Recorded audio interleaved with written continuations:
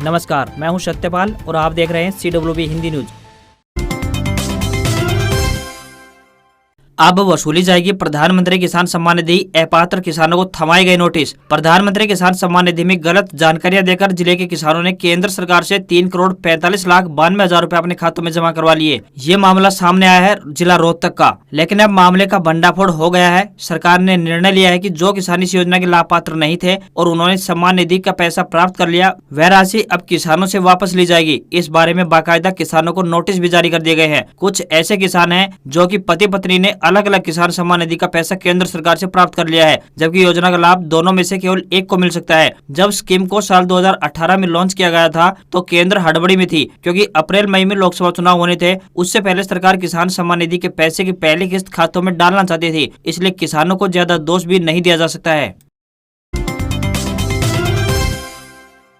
UG में दाखिले के लिए ऑनलाइन पोर्टल खुल गया है। दाखिला लेने के लिए रजिस्ट्रेशन करने के साथ ही कितनी वेटेज मिलेगी, इसके लिए भी DHE ने अधिसूचना जारी कर दी है। अधिकतम वेटेज 10 अंकों की मिलेगी, जो कि उनकी टोटल प्रतिशत में जोड़ दी जाएगी। अगर 12वीं हरियाणा के रूरल एरिया से कर रखी है तो उसे 5% वेटेज दी जाएगी। छात्रों के लिए ध्यान देने वाली बात यह भी है कि अगर वह BCom में दाखिला लेने के इच्छुक है और उन्होंने 12वीं में कॉमर्स ले रखी है तो उन्हें 5% की वेटेज मिलेगी। वहीं अगर किसी विद्यार्थी को NCERT से नेशनल टैलेंट अवार्ड प्राप्त है तो उसके भी प्रतिशत में 5 अंक ज्यादा जोड़ दिए जाएंगे। वहीं कॉलेज में दाखिला लेने के लिए परिवार पहचान पत्र यानी PPP का होना जरूरी है। इसके बिना रजिस्ट्रेशन नहीं होगा।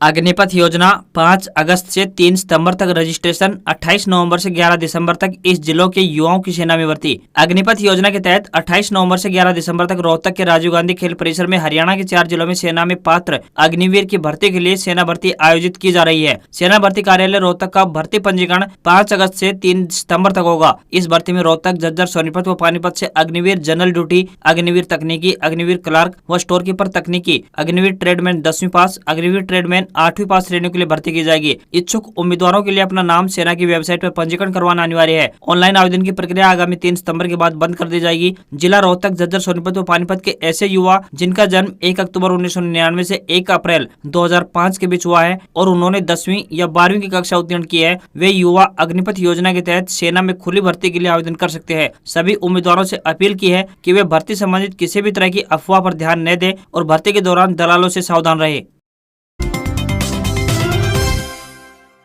राष्ट्रीय मधुमक्खी पालन एवं शहद मिशन योजना, इच्छुक किसान 20 अगस्त तक कर सकते हैं आवेदन। हरियाणा सरकार की ओर से किसानों की आर्थिक स्थिति को सुधारने के लिए कई योजनाएं व कार्यक्रम चलाए जा रहे हैं, जिनके माध्यम से किसानों को अपनी आमदनी बढ़ाने के लिए नए अवसर मिलते रहते हैं। मधुमक्खी पालन को आजीविका स्रोत के रूप में लोकप्रिय बनाना व कृषकों की आय में वृद्धि करना प्रदेश सरकार की प्राथमिकता है। इसी उद्देश्य को ध्यान में रखते हुए सरकार ने राष्ट्रीय मधुमक्खी पालन एवं शहद मिशन की शुरुआत की है, ताकि किसानों को खेती से जुड़े क्षेत्र में ही रोजगार के अवसर प्रदान किए जा सके। मिशन के तहत आवेदकों को मधुमक्खी कॉलोनियों, मधुमक्खी के बक्सों, मधुमक्खी पालन उपकरण व प्रशिक्षण के लिए एकीकृत बागवानी मिशन के तहत लाभान्वित किया जा रहा है, जिसके लिए आवेदन करने की अंतिम तिथि 20 अगस्त 2022 तय की गई है। इस योजना का लाभ लेने के लिए टोल फ्री नंबर 1800-180-20-21 पर व उद्यान विभाग हरियाणा सेक्टर 21 पंचकुला के दूरभाष नंबर 0172-258-232-2 पर संपर्क कर जानकारी प्राप्त कर सकते हैं।